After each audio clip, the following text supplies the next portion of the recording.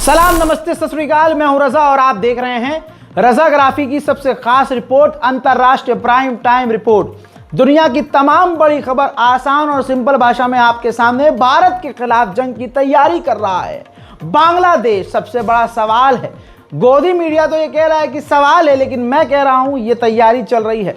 बांग्लादेश जिस तरह से पाकिस्तान के करीब हो गया है और पाकिस्तान जिस तरह से तुर्की और चाइना को लेकर बांग्लादेश के साथ संबंध बना रहा है, यह सीधा सीधा भारत के लिए बड़ा खतरा है। दोस्तों, रिपोर्ट आपकी स्क्रीन पर है।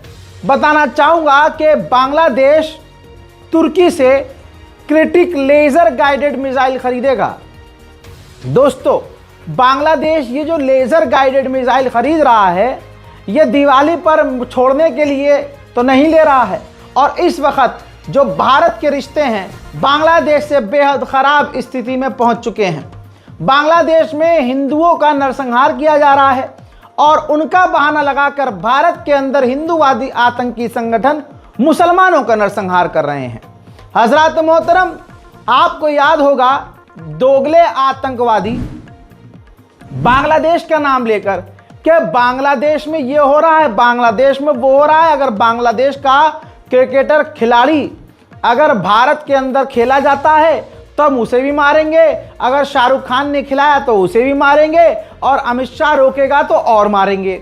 अमित शाह तक को चैलेंज किया गया है इस अभिषेक ठाकुर हिंदूवादी आतंकवादी के द्वारा।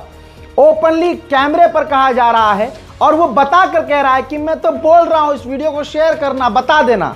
तो दोस्तों, अमित शाह की क्या असलियत है और अमित शाह में कितना दम है, इस वीडियो को अमित शाह तक पहुंचाने के लिए अभिषेक ठाकुर की मदद करें। क्या समझ रहे हो साहब? हल्के आदमी समझ रहे हो? क्लियर कट दोबारा बोल रहा हूं, अगर मुस्तफिजुर रहमान 2 कौड़ी का भड़वा आईपीएल में खेलेगा तो जिस मैदान में खेलेगा उसी मैदान में मारेंगे, और शाहरुख खान को भी मारेंगे अगर अपनी टीम में खिलाएगा। और नहीं, सुनो, आप कह रहे हो शाहरुख खान को मारोगे। सबसे बड़ा अगर कोई मूवी बनाता है ना, सबसे ज्यादा बजट की, तो वो बनाता है संजय लीला भंसाली। संजय लीला भंसाली को 8 घंटे तक लगातार मारा था, जाके पूछ लेना। अच्छा भाई साहब, करणी माता का अपमान करा था पद्मावत पिक्चर में। 8 घंटे तक, 8 घंटे, कितने घंटे? 8 घंटे तक संजय लीला भंसाली को मारा था। कितने घंटे मारा था? अमित शाह जी का फोन आया, अमित शाह जी का फोन आया कि भंसाली को छोड़ दो, 1 घंटे और मारा। हजरात, इतना ही नहीं, सुन लिया ना आपने। अब ये लोग असलियत से परे हैं, क्योंकि ये गू सुबह उठते ही बासी मुंह चाट लेते हैं, रात को पेशाब पीकर सो जाते हैं। इनका घर, इनका धंधा, इनका सारा काम यही है कि बस देश के अंदर आतंकवादी गतिविधियों को बढ़ावा देना। अब असलियत क्या है इनकी औकात? औकात ये है कि जब बांग्लादेश के अंदर पूर्व जो पीएम खालिदा जिया मरी हैं, निधन हुआ है, तो प्रधानमंत्री मोदी ने दुख जताया है। बल्कि प्रधानमंत्री मोदी ने तस्वीर शेयर की है और एक लंबा चौड़ा दुख व्यक्त करते हुए मैसेज लिखा है। यह है मोदी की असलियत और उनके चाहने वालों की असलियत। औकात अभिषेक ठाकुर तेरी यह है, और तेरे पीछे चलने वाले की औकात यह है कि तुझे अपने बाप के बारे में पता नहीं है कि तेरा बाप क्या कर रहा है, हमारी गवर्नमेंट क्या कर रही है। हजरात, ये बांग्लादेश को मिटाने की बात कर रहे हैं और वहां जो पूर्व प्रधानमंत्री मर गई हैं, तो उनके निधन पर आज 31 दिसंबर को खालिदा जिया के जनाजे में शामिल होंगे एस जयशंकर। ये हमारी भारत की विदेश नीति है 56 इंच वाली, जो हिंदुओं का नरसंहार कर रहा है। तमाम ये हिंदुत्व भगवा आतंकवादी, सुन ले तुम्हारी औकात क्या है और तुम्हारे बाप की औकात क्या है। यहां मुसलमानों को मार रहे हैं ये कहते हुए कि बांग्लादेश में हिंदुओं को मारा जा रहा है। हमें उससे संबंध नहीं रखना। हम क्रिकेटर को भी पीटेंगे, शाहरुख खान को भी पीटेंगे। औकात देखो, शाहरुख खान की झांट का बाल जो ना हो। अबे तेरे मुंह से तो अच्छा शाहरुख खान का झांट का बाल होगा, सुअर। आए हैं बड़े, शाहरुख खान को मारेंगे। और इनके बाप की नीति देखिए। ये देखो भाई, न्यूज़ 24 ने जानकारी पहले ही दी थी कि 80 साल की उम्र में लंबी बीमारी के बाद बांग्लादेश की पूर्व प्रधानमंत्री खालिदा जिया का जो निधन हुआ है, तो उनके अंतिम संस्कार 31 दिसंबर को जो ढाका में होगा, तो भारत के विदेश मंत्री एस जयशंकर वहां जाएंगे शोक मनाने। इनकी औकात, इनके गुड़गांव में अगर दम है, जयशंकर को रोक कर दिखाएं।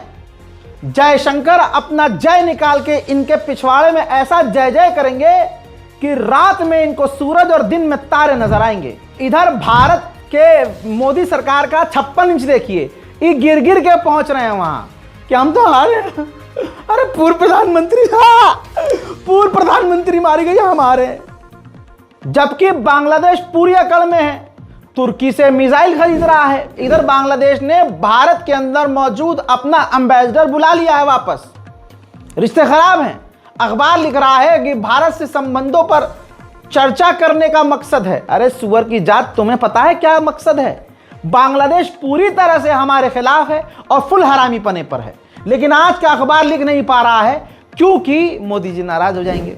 हजरात, बांग्लादेश में मोदी और योगी एकदम फिदा हो रहे हैं और बांग्लादेश के पूर्व प्रधानमंत्री जो भारत के खिलाफ थी, जिया जो मर गई, भाई वो भारत के खिलाफ थी, भारत के खिलाफ जहर उगलती थी और हमारा प्रधानमंत्री रो रहा है उसके मारे जाने पर। तो तमाम हिंदू संगठन बोलो, दम नहीं है, औकात नहीं है, बोल तुम उसका नाम लेके उछलते हैं दोस्तों, तो ये कैसे सच बोल देंगे? वही हाथ डाल के पलट देगा, सारी बदमाशी वहीं रह जाएगी इनके गुड़गांव के अंदर ही। अब सोचो, वहां एक और हफ्ते भर में एक और कत्ल हो गया। एक और हिंदू व्यक्ति को बांग्लादेश के अंदर, जो बेचारा फैक्ट्री, कपड़ा फैक्ट्री में सिक्योरिटी गार्ड का काम कर रहा था, उसके साथी स्टाफ ने गोली मार दी। 12 दिन में बांग्लादेश के अंदर तीसरे हिंदू का कत्ल कर दिया गया। इसके बहाने अब भारत के अंदर और मुसलमानों को मारा जाएगा। यही तो हिंदूवादी नीति है। बांग्लादेश में उथल पुथल है तो भारत में भी होनी चाहिए।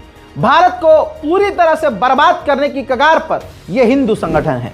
हमारी विदेश नीति गई तेल लेने भाई। उधर चाइना भी हमको लाल आंख दिखा रहा है।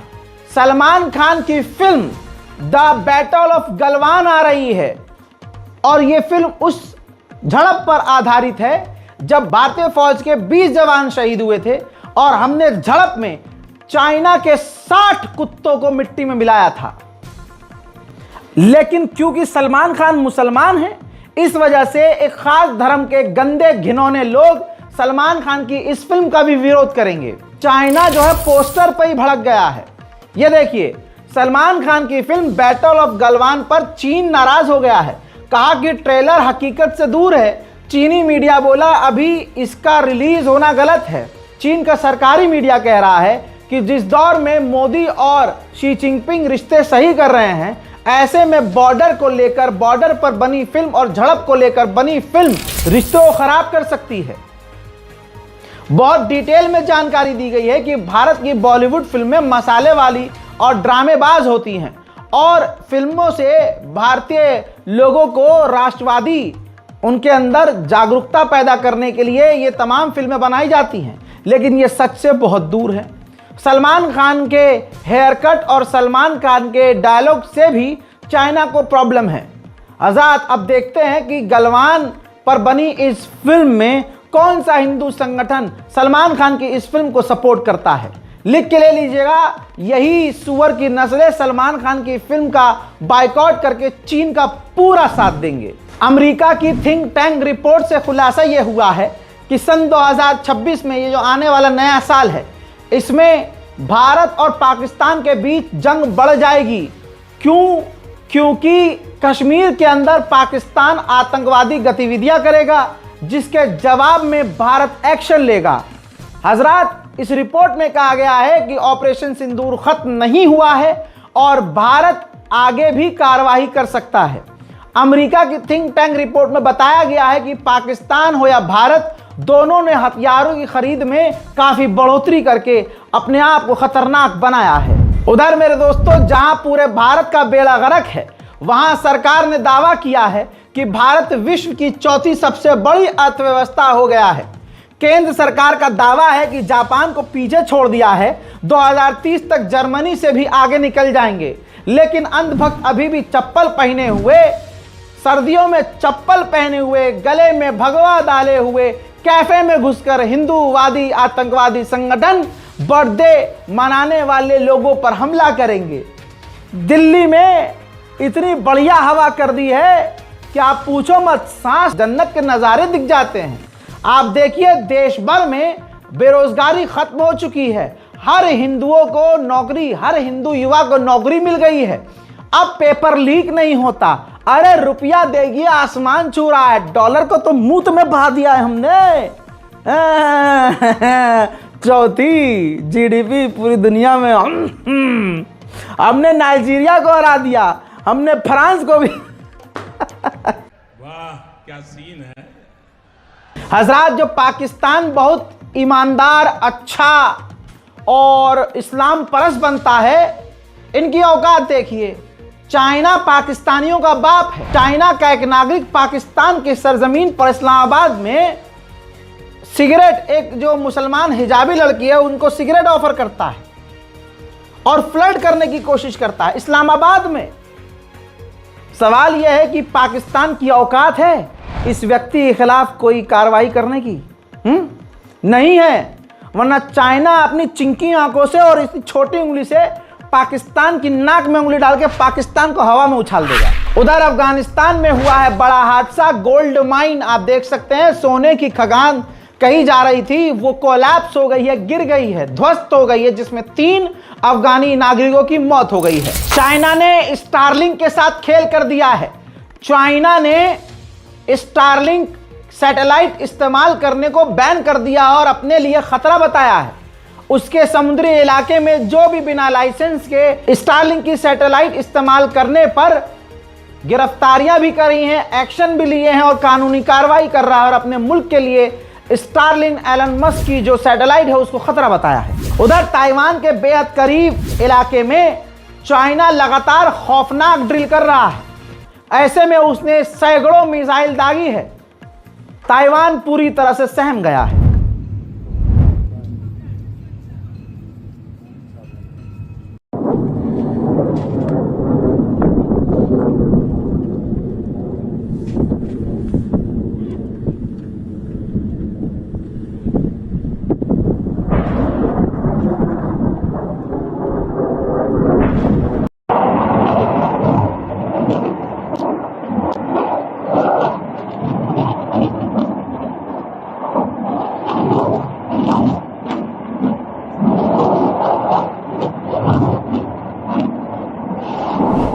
नया साल आते आते कहा जा रहा है कि चाइना ताइवान भिड़ सकते हैं और ये हम नंगी आंखों से देख सकते हैं। समुद्र के अंदर आप देखिए 2 युद्धपोत नजर आ रहे हैं, एक चाइना का युद्धपोत है और एक ताइवान का है। कितने करीब हैं सोच सकते हैं। दोनों हथियारबंद हैं, दोनों हथियारों से लैस हैं। कहीं भी कभी भी किसी भी वक्त कोई भी खबर आ सकती है। हालात इतने बिगड़ चुके हैं कि ताइवान ने अब चीन के खिलाफ मैदान में टैंक उतार दिए हैं।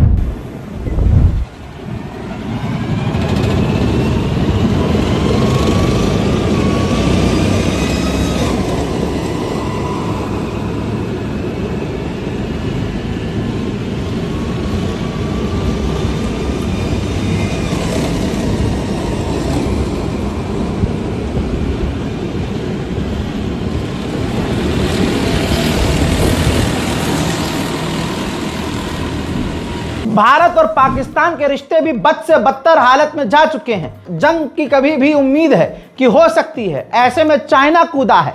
चाइना के विदेश मंत्री ने कहा है कि भारत और पाकिस्तान के बीच मीडिएशन हम करवा सकते हैं। अबे जूता मारूंगा सुअर।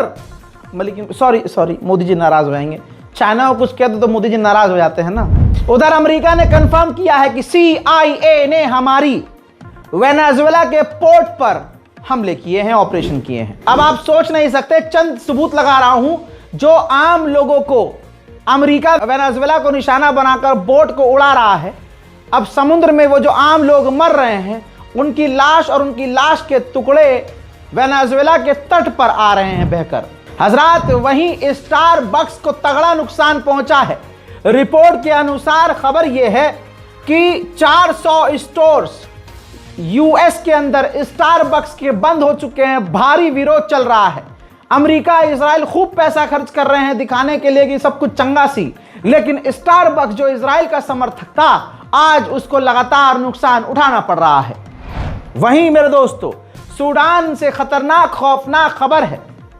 रॉयटर्स ने खुलासा किया है कि जो सूडान के अंदर अल्फ शहर नाम का पूरा शहर है, जहां सबसे ज्यादा आरएसएफ ने नरसंहार किया, लगभग 1 लाख से ज्यादा लोगों को कत्ल किया है और आज वो पूरा शहर सुनसान है, खाली पड़ा है।